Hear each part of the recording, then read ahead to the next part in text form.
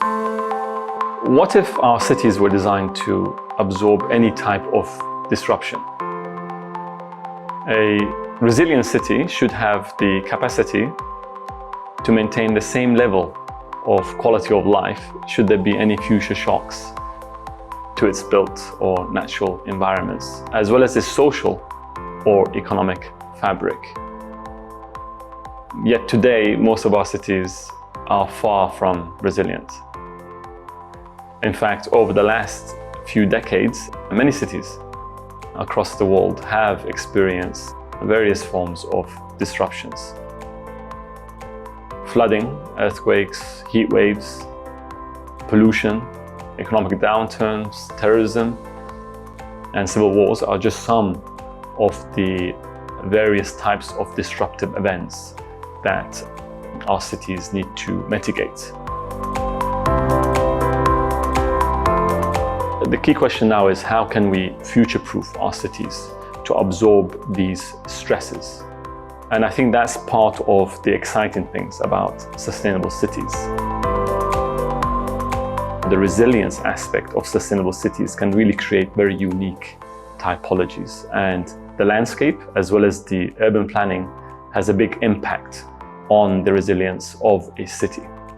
And that's quite exciting because it's these types of developments that integrate both blue and green infrastructure that are creating this resilient and livable city. The landscape itself can be designed in many ways in order to create such environments. You can have large collection of, let's say, engineered natural areas to provide variation of habitats for wildlife. You can have rainwater harvesting. You can mitigate flooding with landscape. You can create better air quality as well as cleaner water through landscape design. So really, to create a resilient urban environment, future cities need to adopt holistic, water-sensitive urban design strategies. So that also brings many benefits to not just the residents, but also the environment.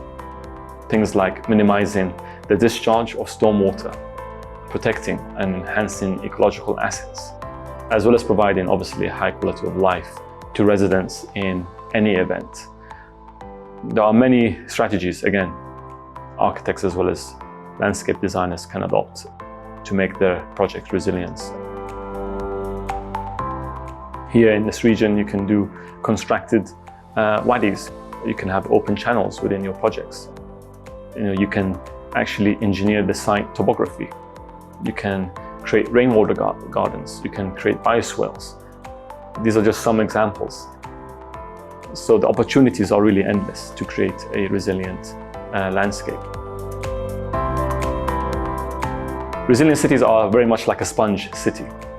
In fact, sponge cities look at making the most use of any rainwater.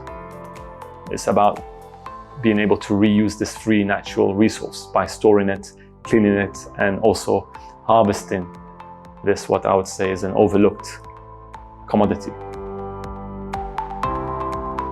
Resilient landscape design should always focus on water-sensitive urban design. So it's through the selection of plants, as well as also adopting smart water irrigation systems and water retention strategies. So all of these things holistically will help create a resilient city. And the landscape will, of course, always play a crucial role in things like stormwater management, as both retention as well as infiltration system. So the way that we are working now on our projects, we are always trying to create, let's say, these open channels in the heart of our projects. And we try to engineer the topography to allow for runoff to naturally be collected into these channels, which will also feature water-sensitive urban design.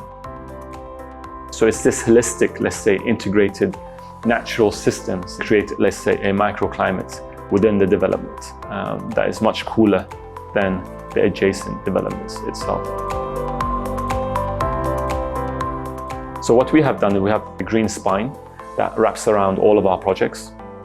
And what this green spine does, it provides many benefits, promoting on the one hand biodiversity, and yet at the same time it's ensuring very minimal dust concentration inside the city itself. And this green spine is activated with many features and activities. So the value that is created by integrating both blue as well as green infrastructure will always go beyond resilience. And there are many unique ways that you can integrate green infrastructure as well as blue infrastructure into projects, and they can vary in different scales. So at a city scale, it can be a large collection of natural areas that provide variation of habitats for wildlife, and that could be integrated in a very unique landscape design, whilst also at the same time it provides for flood protection, it provides for better air quality as well as cleaner water. At a, let's say, neighborhood scale, it can be rainwater harvesting gardens, it can be food as well as renewable energy production. Green and blue infrastructure can also be individual components. There can be things like bioswales, planter boxes, there can be rain gardens, downsprouts gardens, permeable paving. There can be streets that are green roofs or green parking. And the opportunities to integrate these in the urban planning are endless, yet implementing them in the most economical and low operational costs are what I would say are the key to successful projects. And that's really what I get excited about. So it's not just about creating something unique and exciting. We have to make sure that it's also commercially viable. And that's what really makes unique developments.